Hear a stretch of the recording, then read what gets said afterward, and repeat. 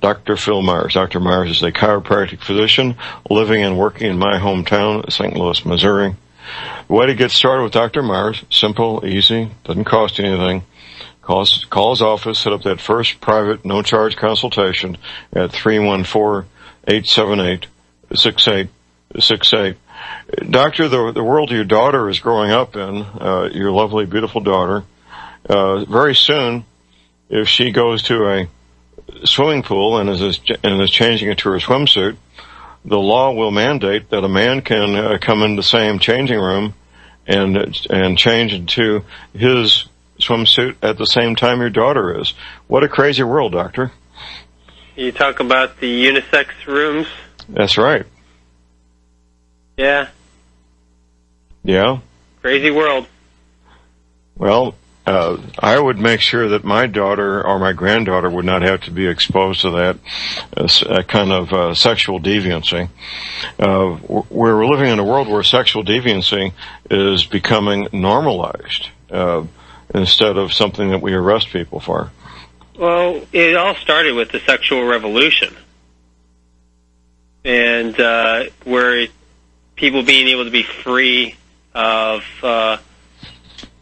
it all started with the sexual revolution and our inability to recognize that, you want to be able to be free and to have your freedom of choice, your freedom of ability, but at the same time, none of us realized, and some of us did, that you were already free. And it was the constraints that you're putting on yourself that got you stuck. And then you see the debauchery that showed up with it. I mean, you're talking about that. You can throw in abortion clinics to that. You can throw into the vaccinations. You can throw into the chemtrails. It all just goes downhill when you start recognizing that we really, as a society, have recognized ourselves as from a collective society. And even though they're the majority, they're very loud and they have access to the big horns. Is that we? Hello, doctor. Yeah, sorry, I just lost my train of thought. Oh. That battle is just the loss of the connection there happens, and it's owning yourself. And when we talk about health-related matters, and we talk about vitalistic medicine versus allopathic medicine, and I'll say, you'll hear catchphrases, and you'll hear me say that the body's self-healing, self-regulating. You just, even in your introductory, said there is a world without cancer, and cancer was freed 40-some years ago, or cured 40-some years ago. And when you really start owning that you're powerful, you can do a lot of stuff. And however, when we don't own that power within us, it's the same power that birthed you. It's the same power that had you roll over, crawl, walk, got you up this morning. But we listen to that stupid little head of ours that has no solicitude for our actions and decides, hey, you can sleep in that extra half hour, you can do that lucid dreaming, so it can just chatter all you want, instead of getting up and getting active in your life and doing something and being moved and motivated by something greater than you are, greater than that little voice in your head that will argue both sides of the equations, and then on top of it, it's either telling you you're greater than God, or you're a plebe in the bottom of an earth pile, or it's telling you shoulda, woulda, coulda, should have done something different, you need to or have to try to do something in the future because you either are trying to avoid pain or you're holding on to what brought you joy and pleasure. Either way, you're living your past. And by holding on to the past, you're holding on to tension and resistance to that power that gave you that gives you amazing strength, amazing ability, all the money, the perfect job, the career, the love life that you want, if you would just let go. But we don't do that. Right. At all. And then you get what you're talking about is all this other stuff, because there's no way in heck, no way that that type of, we wouldn't even have that conversation if we as a society lived our greatest potential and power. Because first thing you notice is that we're all each other's brothers and sisters.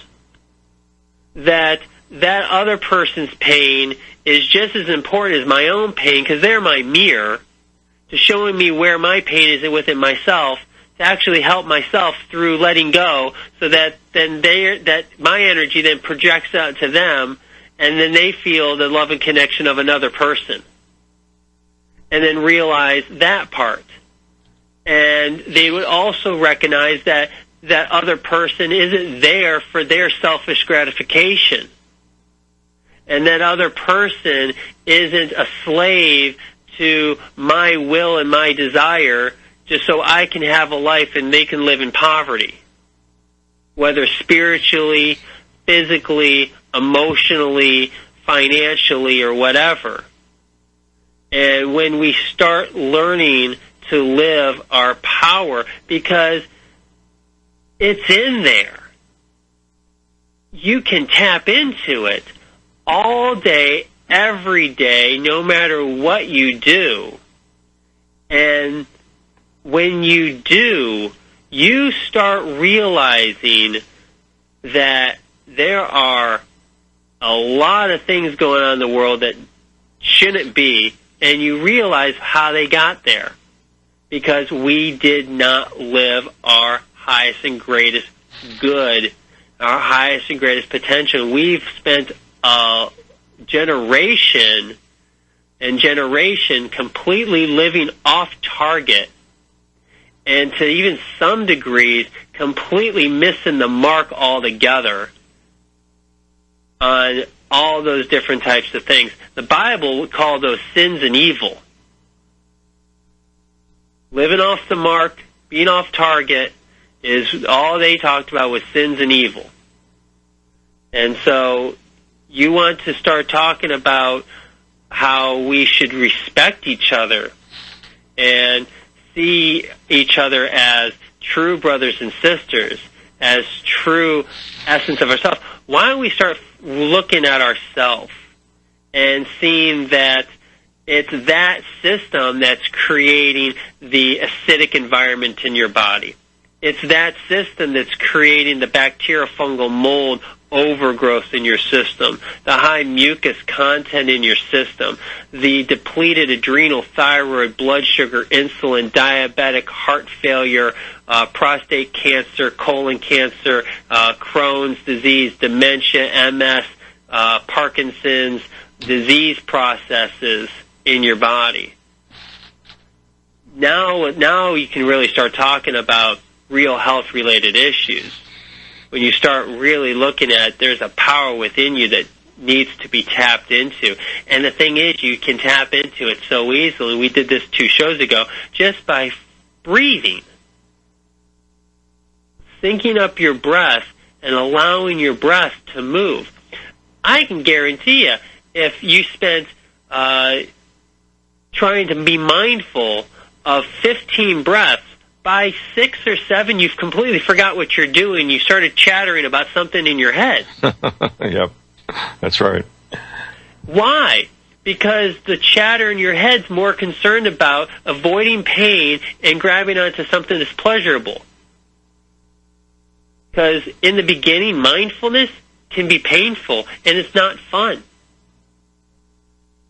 So you're going to avoid it. You're going to resist the heck out of it immediately. So what do you do about it? Recognize that. recognize that chatter in your head has no solicitude for your actions. It doesn't care about you. It's like gravity. You drop a pair of keys on the floor, it's going to fall on the floor. You drop a chandelier and $1,000 plate on the ground, it's going to shatter. The gravity didn't care. It's just gravity. Your mind energy that has this little chatterbox in your head, it doesn't care about you. All it wants to do is do its thing and survive. It wants to hold on to your pleasures, and it wants to avoid ever having pain again. But when you start living mindfully, you start living in the power, and your power flows. Your power doesn't have any concern about pain. It doesn't have any concern about pleasure. It's just flowing, just like the wind. Just does its thing. Just there. It'll always take the seeds of the plants to the proper places on the ground to grow. The wind will always bring the rain to the water, to the soil, so the plants can grow. The same thing as it happens in your life, in your internal body. We as a human being, me included, which I do every single day, every single night, and live this lifestyle that I talk about, is tapping into that. And so when you're talking about things of that type of nature, of really not seeing another person for who they really are, but what you think you can get out of them, all you're doing is living off the mark. That's right. And completely and utterly not living your power. Could not agree more, Doctor. Could not agree more. So, well, you just set me on fire. Well, it's good to be fired up, especially on a Friday, wrapping up the week, isn't it, Doctor? It is. And I go to a lot of events here in St. Louis, supporting different organizations, and I'm a Christian, and we were supporting the pro-life movement, and wonderful speaker, keynote speaker for Vita, they do radio broadcasting and TV ads for against Planned Parenthood and things like that. And the speaker was just so amazing, and he was talking about a debate back. It's the same debate. And we think that, and here's the thing, for people that are pro-life, this will be a good conversation. People that aren't pro-life, if you're pissed at me right now, I don't care. He was talking about the debate of Douglas and Lincoln. And when you looked at the language and the conversation, that it's the exact same conversation, the exact same dialogue in terms as we are having currently right now with abortion and freedom of choice and Planned Parenthood versus the pro-life movement.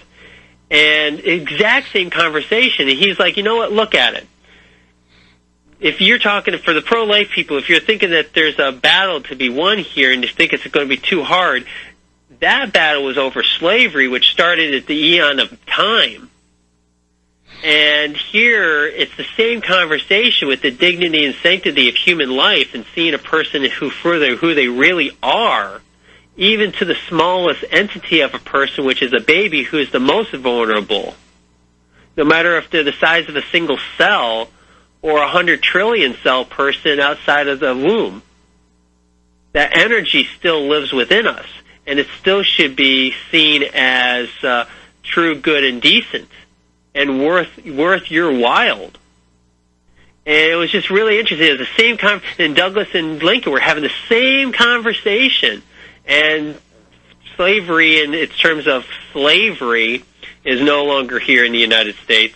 And so abortion and lack of sanctity of human life is the same. And I want to get you back on track and stop having your little mind chatterbox going a mile a minute. Let's all tell it to stop, and let's take a second. 4 minutes ago, John and I were talking about how to own your power, to see a person as true, good, and beautiful, just as you see yourself. And now we're having the same conversation on a completely different level. And yeah, I had a little political charge to it, but it's the same conversation. Owning that every single human being deserves to be cared for and loved for just as much as you deserve to be cared for and loved for. And that energy feeds you, bathes you, clothes you, keeps you in an alkaline environment, is anti-inflammatory, anti-aging, healing, is neurologically stimulating, and robustly vibrant. The same energy, same conversation. It is. Absolutely same conversation. So you can get pissed and mad and upset about one part of it. On Friday, the 6th day of May, visiting with Dr. Phil Meyers. Quick, easy way to get started. Call his office, set up that first private, no-charge consultation at 314-878-6868. Doctor, we got 2 callers on hold. First, we have Rick in Missouri. Good morning, Rick. Good morning, Doctor. Good morning, John. Hey, Rick. Hi. I could have waited 40 minutes to ask this question, but I'm not going to. I called in 30 days ago and asked a question, and I'm not sure that it was understood, but I've been thinking about it since then, and it's about what you're talking about. This strange mechanism that seems to be common in everybody's head that argues with you about what is best. And then you start getting your toes off the twister mat, and you get into things like free will and self-love and that kind of thing. But the question that I asked was, what is that mechanism that makes itself evident when it's time to begin doing crunches or something like that? Because if I could get my hands on it, I would probably smack it in the head with a shovel and put it in a shallow grave where the coyotes could get to it easily. But what I'm afraid of, the more I've been thinking about it, I'm afraid it is, and now I'm looking for your opinion, both of you, I'm afraid that it is nothing more or less than the human condition, which means, unfortunately, that not just me, but we're all in for a lifelong struggle with regard to that thing. In other words, it's not going to be just as easy as turning the key on your car. Am I anywhere in the neighborhood? Oh, I love the question. And when we hit the break, we'll try to finish it afterwards. Yeah. It's conditioning. It is total conditioning. And here's the thing. That conditioning can be changed with training. You have, just like training a muscle, you have to train your mind. You have to, it's a muscle in the analogy way, and you have to train it. And like I said, if I told you to breathe 15 times in a row, you'll lose track of it by the time you're 7, and your mind will be chattering because your mind is conditioned to avoid pain and grab onto something pleasurable. Well, mindfulness and listening to the power within you has not been your conditioned nature. You're in for 20, 30, 50 years. Yeah. And you were taught to not listen to it, to not behave, to do something like whatever, to do something beyond that's not that. And so when you start living a lifestyle that is about owning your power, the biggest thing you need to do is let go, learning to let go of the things that holding on to pain and holding on to things that avoiding pain and holding on to pleasure do. What they do is they create guilt. They create blame. They create resentment. They create anger. They create punishment. and learning to let go of those and literally tell it to shut up and stop needs to be part of your vocabulary in the context of conversation of your own mind. Well, that is part of the mechanism. And that is conditioning. So it's a deconditioning that you need to do. Right, and therein lies the problem, and I wonder what other people hear when they hear this, because when, as many exercises, for those of you that aren't aware, I go to doctors. As a matter of fact, I'm on my way right now. As many exercises as I try to get in that the doctor gives me, I do better some days than others. Some days I get every one of them in, and some days I don't. And I know that at the end of the day, and I sit there on the edge of the bed staring at my feet, and I'm irritated. I'm irritated about the failure. Hold that thought, Rick. Hold that thought. We have about an hour break. Stay tuned. We'll be right back. Phil Meyers. The quick and easy way to get started with Dr. Meyers. Make that first phone call for that first private, no-charge consultation at 314-878-6868. Rick, let's conclude your comments, sir, so we can get some answers and move on.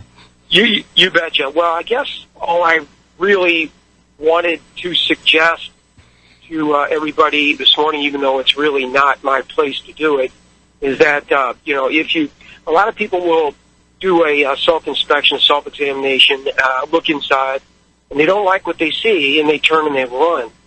I don't know anybody that can get a splinter out with their eyes shut. So, if you listen to Dr. Meyers, and you're thinking about trying to make some improvements, and it seems like the going is slow, I would probably encourage you folks not to take your foot off the gas. That, I guess, is all I was really going to say. Well, thank you, Rick. Okay. Well, thank you. Appreciate the call. And great show today, by the way. Thank you. Okay. Now our next caller is Peter in Wisconsin. Good morning, Peter. Yeah. Say, I was just wanted to comment on this transgender bathroom thing. Those people are mentally ill. They diagnosed it, and they actually have a name for it. I can't remember what it is right now, but I don't care if a man wants to dress up like a woman, fine with me. Go on ahead and do it. Have fun. But now, when you're going to walk into the bathroom with the women, that's where you have to draw the line. All virtue is gone. There's no respect. There's no manners. It's totally uncalled for. The guy, he's not a woman. The proof lies directly between his legs, and I cannot understand how anybody could especially these public schools, what are they thinking? Doing that around kids. It seems like there's an agenda out against the women. What reasonable woman would want to go ahead and put up with that? And I'm sure this feminist movement, maybe they aren't being heard, or maybe they're speaking out about it. I've read a couple articles where they're a little bit upset about it. These guys, homosexuals and transgenders, they don't particularly care for women to begin with. I've seen them. Well, let me simplify this for you, Peter, and I'll tell you my attitude. If I'm standing outside the changing room of the swimming pool, and my 9-year-old granddaughter is in there, and I see a man walking in there, I'm not going to call the police. I will take direct, immediate action, and I will bring that man under control, outside, on the ground, waiting for the police to show up and arrest him. That's what John Moore will do. I'll be right there, right along with you, But I got to tell you, some of these I was at a softball game, okay? Here comes a guy, he's got to be at least 6'5", with a long dress on, lipstick smeared all over his yap, riding a bicycle, and there's kids around. And I'm thinking to myself, you better not go in there. You better not try it. Yeah, that's what I'm worried about. When somebody isn't around, to go ahead and stop. Well, you were searching for a term earlier. The term is sexual deviancy. Yeah, that's exactly what it is. And I'll tell you, I've seen it. I'm a musician. I've seen it plenty of times. Some of these homos, I call them homosexuals. Gay, it doesn't make any sense to me. But I mean, they're happy. Huh? They're happy. They're just joyful and jubilant. Right. But that's what my dictionary says. Gay means happy. Go ahead.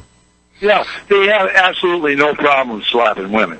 And in fact, they'll go ahead and get that uppity, queenie type thing going on, and the next thing you know, they're arguing with some gal who thinks they're disgusting, and they'll go ahead and crack them.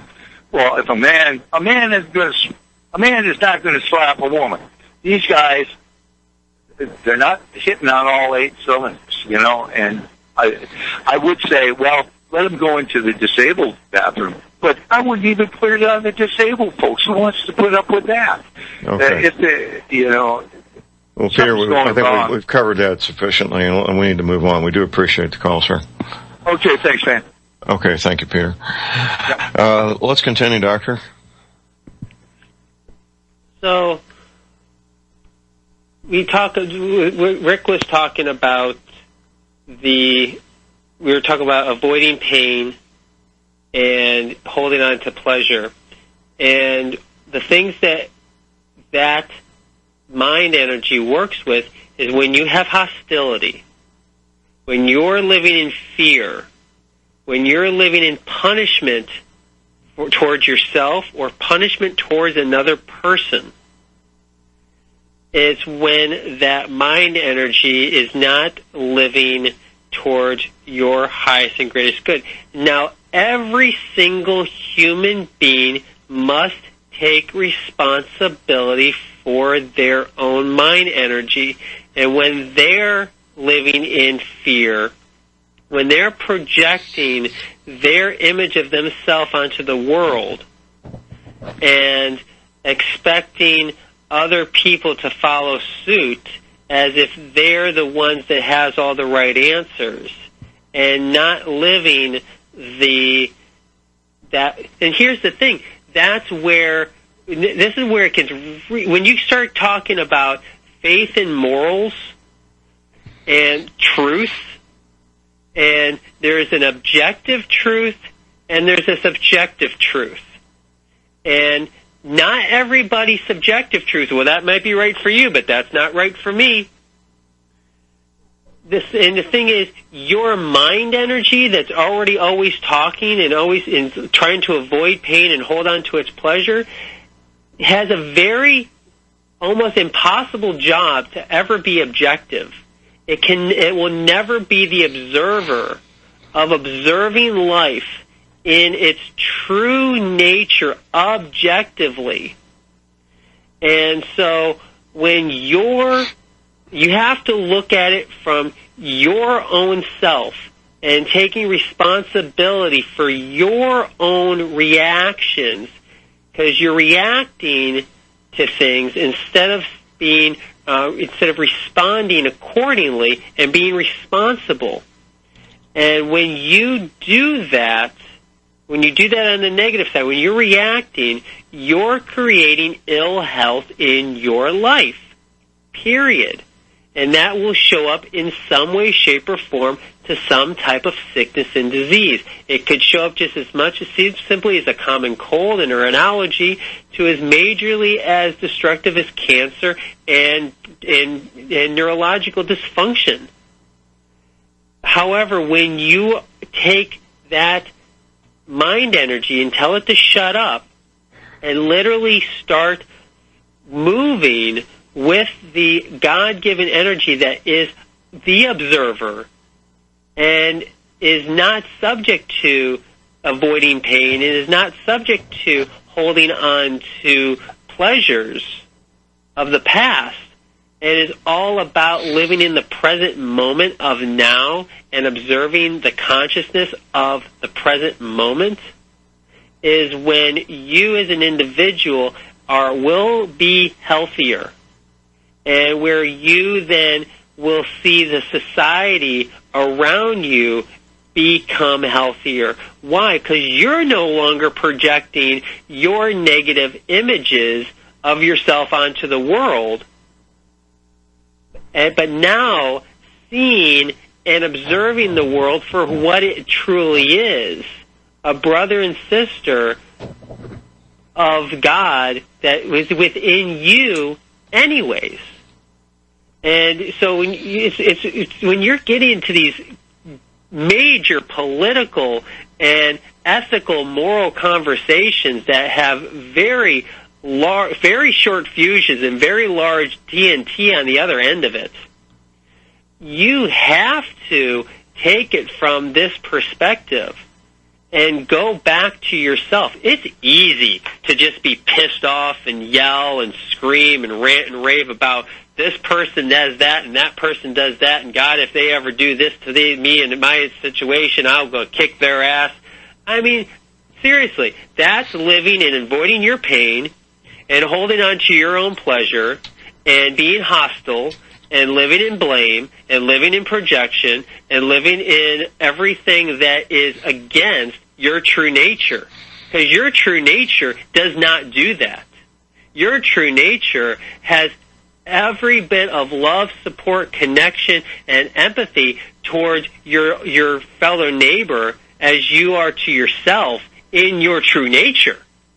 Not to yourself and how you see the world as your projected self, as hostile fear, avoiding pain, and holding on to holding on to your joys and loves of the world of your past. So you must go back to yourself, and it will show up as sickness and disease in you, no matter what it does. It'll cause an ulcer, a skin lesion, deafness, hoarseness of your throat. I mean, that's what it does. It doesn't care about you. It has no solicitude for you. It's just like gravity. It's going to break you no matter what. It might be over a long period of time, 10, 15, 20, 30, 50 years, but it'll break you. So watch it. Absolutely. Watch out, because it will break you. Well, people need to comprehend these things and incorporate it into their daily life, don't they, Doctor? Yeah, and like Rick was talking about, he's like, well, it seems like a condition, a human condition. It's like, and so we're pretty much screwed. Well, that's the misnomer. Is, what did I say? You have to condition. You have to train. You have to train the other way, and condition your body that way. You can decondition anything. Our brains are plastic. It's epigenetically plastic. Neuroplasticity. There's nothing that's concrete in this world, subjectively. Right. Right. Matter doesn't exist. It's all energy that runs in a lower vibrational field that has an attractor field that makes one thing stick to another to create a hard barrier, which then you can touch. That's how it works. Einstein proved that ages ago. Wrote tons of books on it. I don't have to relate to Einstein, but so when you're talking about these major issues, you really need to look at it. And so, but then there's other people like, I just don't want to be sick. I just want to help my heart heal. Well, it's the same conversation. It's the same conversation. I want to be loved by a woman. Okay. Well, let's get you out of laziness. Let's see where you're not connecting to yourself and then the environment around you. No wonder why you're not meeting anybody or fall into the wrong relationships again. And why you keep depleting your sensual energy and feel that you need to go gravitate it from something out of the outside world. From an addiction. Sex, drugs, rock and roll, sugar, sweets, candies. It doesn't matter. It's the same stuff. Right. Neurological system responds the same way. Go binge eat in the closet or go get a happy ending. It's the same physiological response Body still depletes the energy. You still gave your power away. You're still going to have then the ankle pain, the knee pain, the hip pain, into the low back pain, spiraling up into your neck pain, affecting your heart, thyroid, adrenal, blood sugar, prostate, uterus, ovary, colon. It's one big cycle. It is, and it's, getting this information, getting started is the beginning point, isn't it, Doctor? Oh, absolutely. Yeah, I mean, and I had a new patient the other day. Amazing guy. Comes in, he had wrist pain. Couldn't figure out why his wrist kept hurting. Yeah, he had physiological, diagnostic, carpal tunnel, but it was coming from an elbow weakness that came from his neck and from the 13 years of, off-road, motorbiking. And he had many whiplashes through his entire body. And then driving in his car, his body slouched, fell into the compression, and created a wrist pain. Now, how does that equate to everything we were talking about? He was not allowing himself to stay in the present moment long enough and actually pay attention to himself and what's going on in his world. But he was in survival mode, avoiding pain and staying into pleasure. And continuing living that cycle, he ended up collapsing more into a spinal distress and creating a neuropathy into his elbow, into his wrist, creating carpal tunnel. It's the same conversation. Different approach. Not talking about a faith and moral aspect, or you're talking about a wrist pain, but it's the same thing. And then what did I do? Helped him tap into his energy potential, show him where he was powerful beyond measure. He gets off the table, he's like, wow, wrist is better. No kidding. Accumulation of stress over time.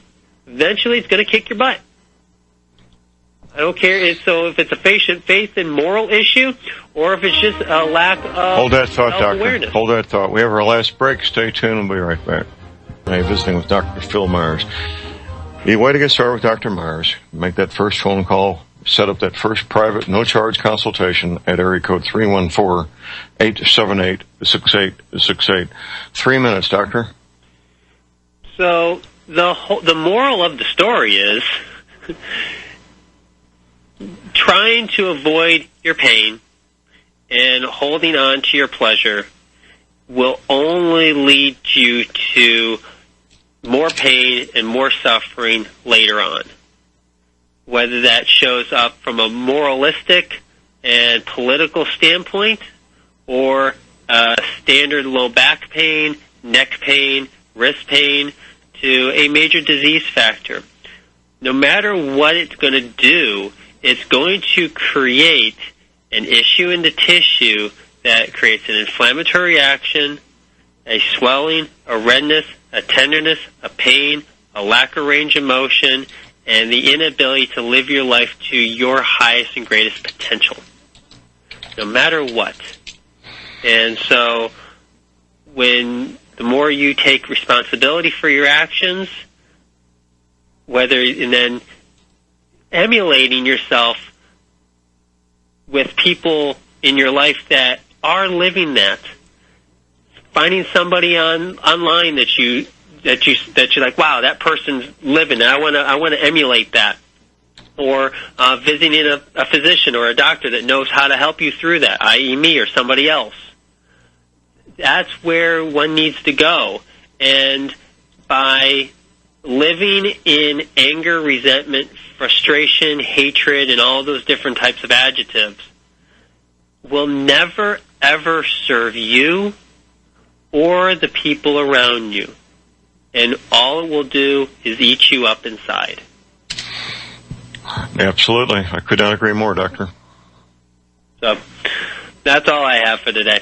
Okay. Well, thank you, sir. Have a great week, and we'll have you on next Tuesday morning. All right, Joe. You have a great weekend, too.